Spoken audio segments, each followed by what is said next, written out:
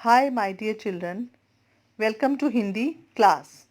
In last video, we have done explanation, reading and word meanings of chapter 9 Hamara Vidyalay. Today in this video, we'll start with the exercises and question answers of chapter 9 Hamara Vidyalay. So let's start. Come to page 59. सोचिए और बताइए। First question, विद्यालय की सफाई करते हुए दीपू ने अध्यापिका से क्या कहा। ये मैंने यहीं पर लिखा हुआ है, आप भी अपनी बुक्स में यहाँ पर लिख लेंगे। दीपू ने अध्यापिका से कहा कि यह गंदगी हमने नहीं की है, फिर सफाई हम क्यों कर रहे हैं। दूसरा क्वेश्चन देखिए, स्वच्छता अभियान कैसे कामयाब होगा बताइए। जब हम खुद सफाई का ध्यान रखेंगे। तो ये दोनों आंसर्स आपने यहाँ पर लिख लेने हैं, ठीक है।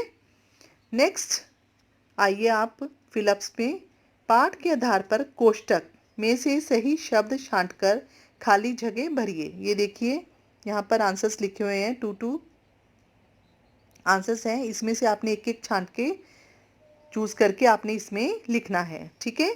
Come to the first one, अपने विद्यालय को साफ सुथरा रखने का ये एक अनोखा नियम है। ये हमने यहाँ से छांटा है और यहाँ पर लिखा है, ठीक है। आगे भी हम ऐसे ही करेंगे। आज कक्षा 5 का अपने विद्यालय की सफाई करने का दिन है।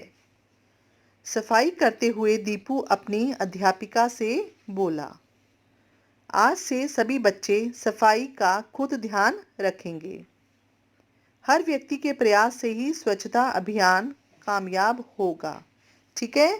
तो हमने ऊपर 2 क्वेश्चंस किए हैं और ये हमने फिलअप्स किए हैं। ये आपने बाद में जब ये सेशन ख़त्म हो जाएगा आपने ये अच्छे से लिख लेना है, ठीक है। ये देखिए, उसके बाद आइए आप पेज 60 पर, इसमें क्वेश्चन आंसर्स हैं जो हमने अपनी कॉपीज में करने हैं।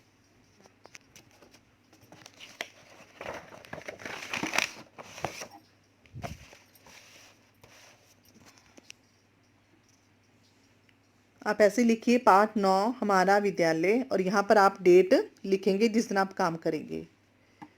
प्रश्न उत्तर। पहला प्रश्न, दीपू के विद्यालय में अनोखा नियम क्या था।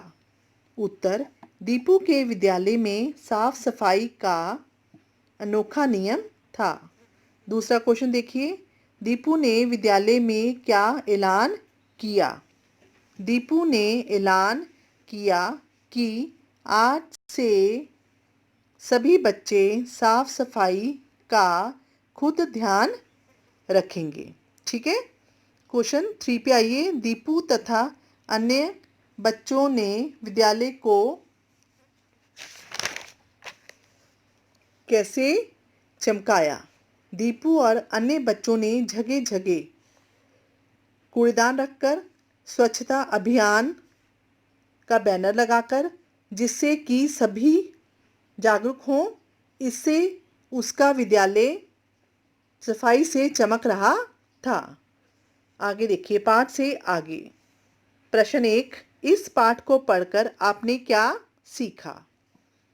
साफ सफाई रखना हम सबकी जिम्मेदारी है। प्रश्न 2, अपने घर को साफ सुथरा रखने के लिए आप क्या क्या करेंगे। उत्तर, हम स्वयं सफाई का ध्यान रखेंगे। तो आपको समझ में आ गया। ये क्वेश्चन आंसर्स हमने कॉपी में करने हैं, ये देखिए।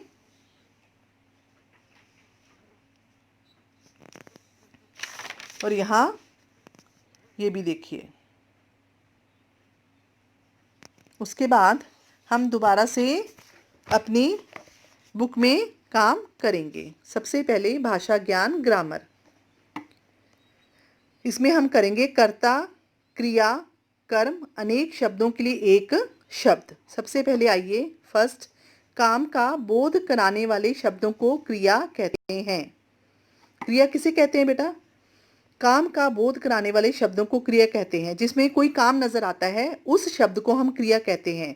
और इंग्लिश में आपने किया ना वर्ब, वही सेम ये क्रिया है, ठीक है।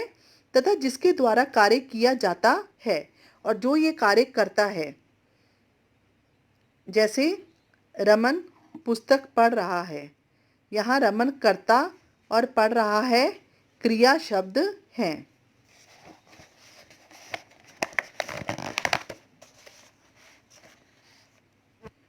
फिर से देखिए, काम का बोध कराने वाले शब्दों को क्रिया कहते हैं तथा जिसके द्वारा कार्य किया जाता है उसे कर्ता कहते हैं। ये वाक्य पढ़िए, राम पुस्तक पढ़ रहा है, रमन पुस्तक पढ़ रहा है, यहाँ रमन करता है, यहाँ रमन क्या है, करता है। उसके द्वारा ये कार्य किया गया है तो वो करता है। और पढ़ रहा है क्रिया शब्द है। पढ़ रहा है जो है, इसमें काम नजर आ रहा है, उसे क्रिया शब्द कहते हैं। दिए गए वाक्यों में से कर्ता और क्रिया शब्द को छांटकर लिखिए। आपको अब ऊपर अच्छे से समझ में आ गया होगा कि काम का बोध कराने वाले शब्दों को क्रिया कहते हैं और जिसके द्वारा कार्य किया जाता है उसको कर्ता कहते हैं। तो यहाँ ये देखिए वाक्य लिखे हुए हैं, इसमें से हमने कर्ता और क्रिया को छांटना है। दीपू कक्षा 5 में पढ़ता है। दीपू कक्षा 5 में पढ़ता है, तो पढ़ता है यहाँ ये देखिए कर्ता और क्रिया। तो कर्ता में क्या आएगा, दीपू, और इसमें काम क्या हुआ है, पढ़ता है, तो यहाँ लिखेंगे पढ़ता है क्रिया शब्द। दूसरा देखिए, हम सफाई का ध्यान रखेंगे। ख, इसमें कर्ता हम है, उनके द्वारा काम किया गया है तो हम, और यहाँ पर रखेंगे ये क्रिया शब्द है, ठीक है। तीसरा, वह विद्यालय की सफाई करते हैं। वह करता है और काम क्या है इसमें, करते हैं। बच्चों ने मिलकर कूड़ेदान बनाए। कर्ता में बच्चों आएगा और क्रिया में बनाए। अध्यापिका ने बच्चों को समझाया। इसमें कर्ता कौन है, किसने बच्चों को समझाया, अध्यापिका ने। यहाँ पर अध्यापिका लिखिए और समझाया ये क्रिया शब्द है, ठीक है। अच्छे से समझ में आ गया आपको। फिर से देखिए, काम का बोध कराने वाले, जिसमें काम नजर आता है उसको क्रिया कहते हैं जिस शब्द में, और जिसके द्वारा ये कार्य किया जाता है और जो ये कार्य करता है उसको कर्ता कहते हैं, ठीक है। अब नेक्स्ट में आइए, प्रश्न 2, क्रिया का जिस पर फल पड़ता है।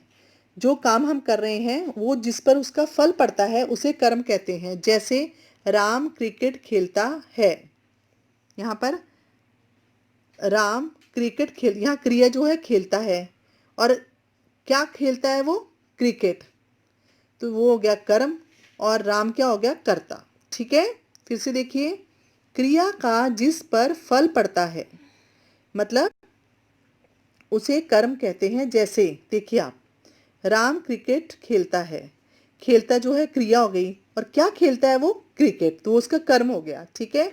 और कौन का खेल रहा है, किसके द्वारा क्रिकेट खेली जा रही है, कर्ता कौन है यहाँ पर, राम, ठीक है। तो यहाँ पर आप देखिए, दिए गए वाक्यों में कर्म शब्द को रेखांकित कीजिए, अंडरलाइन कीजिए। रेखांकित मतलब अंडरलाइन कीजिए। तो इसमें आपने फर्स्ट देखिए, दीपू रोज विद्यालय जाता है। दीपू यहाँ पर करता है और जाता है जो वो क्रिया है, और जाता है कहाँ जाता है, वो कर्म क्या है उसका, विद्यालय, तो विद्यालय को अंडरलाइन कर दो। सेकंड देखिए, अध्यापिका ने दीपू को समझाया। अध्यापिका फिर से कर्ता होगी, हमने इसमें सिर्फ कर्म को ही अंडरलाइन करना है, पर मैं आपको समझाने के लिए बता रही हूँ, ठीक है। अध्यापिका यहाँ पर करता है और समझाया यहाँ पर फिर से क्रिया है, और किसको समझाया, दीपू को, तो कर्म क्या हो गया, दीपू। ऐसे हमने अगले करने हैं। बच्चों ने एक सभा की तो क्रिया हो गई, और क्या किया उन्होंने, क्या कर्म किया उन्होंने, सभा, तो सभा को अंडरलाइन कर दीजिए। नेक्स्ट, दीपू ने बच्चों से बात की। दीपू ने बच्चों से बात की, दीपू फिर से करता है और बात की जो है क्रिया हो गई, ये कार्य हो गया। तो किससे बात की, क्या कर्म कर रहे हैं वो, बच्चों से, ठीक है। हमें स्वच्छता का ध्यान रखना चाहिए। हमें फिर से क्या है, कर्ता, और रखना चाहिए क्रिया है, और क्या किस चीज़ की बात हो रही है? स्वच्छता की। कर्म क्या है उनका? स्वच्छता। तो स्वच्छता को अंडरलाइन कीजिए। तो यहाँ पर देखिए फर्स्ट में विद्यालय, दीपू, सभा, बच्चों, स्वच्छता, ये सारे कर्म शब्द हैं। ठीक है।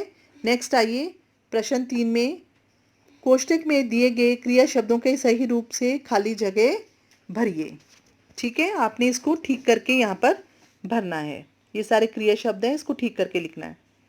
दीपू ने आज विद्यालय में ऐलान, और यहाँ पर लिखा हुआ है करना। ऐलान करना तो कुछ नहीं ना हुआ, उसको हम ठीक करके लिखेंगे। दीपू ने आज विद्यालय में ऐलान किया। हम सारा कूड़ा कूड़ेदान में ही, यहाँ पर लिखा हुआ डालना, तो यहाँ लिखेंगे डालेंगे। हम सारा कूड़ा कूड़ेदान में ही डालेंगे। बच्चों को इस बात में सच्चाई नजर आना, ये सही नहीं है, तो हमने आना का क्या कर देंगे? आई। तो कैसे पढ़ेंगे इसको हम? बच्चों को इस बात में सच्चाई नजर आई। इसमें लास्ट देखिए आप, बच्चों ने लोगों को स्वच्छता के प्रति जागरूक करना, ये बिल्कुल सही नहीं है ना सुनने में, तो हम इसको ठीक करके कैसे लिखेंगे? बच्चों ने लोगों को स्वच्छता के प्रति जागरूक किया। तो आपको समझ में आ गया? तो पहले देखिए इसमें क्रिया शब्द के सही रूप किया डालेंगे, आई, किया। ठीक है। अब आइए आप लास्ट 4th क्वेश्चन में रेखांकित शब्दों के स्थान पर एक शब्द का प्रयोग करके दोबारा वाक्य लिखिए। यहाँ पर एक पूरा वाक्य लिखा हो, आपने उसके स्थान पर एक शब्द का प्रयोग करना है। ठीक है। ये देखिए अंडरलाइन को देखेंगे हम। राहुल ईश्वर में विश्वास रखता है। ईश्वर में विश्वास रखता है, इसको हम एक वर्ड इसके लिए क्या होता है? एक वर्ड इसके लिए होता है आस्तिक। ठीक है। तो पूरे हम ये अंडरलाइन वाली जगह में लिख देंगे राहुल आस्तिक है। दूसरा आइए, दीपू का सफाई अभियान प्रशंसा के योग्य है। प्रशंसा के योग्य में लिखेंगे हम प्रशंसनीय। तो आएगा दीपू का सफाई अभियान प्रशंसनीय है। उसके बाद वह शाक सब्जी खाता है। शाक सब्जी खाता के लिए क्या होगा? शाकाहारी। तो लिखिए वह शाकाहारी है। विद्यालय में देखने वालों की भीड़ जमा हो गई। देखने वालों क्या होता है? देखने वाले कौन होते हैं? उनको हम दर्शक बोलते हैं। तो आएगा विद्यालय में दर्शकों की भीड़ जमा हो गई। ये देखिए दर्शकों के स्पेलिंग भी देख लीजिए आप।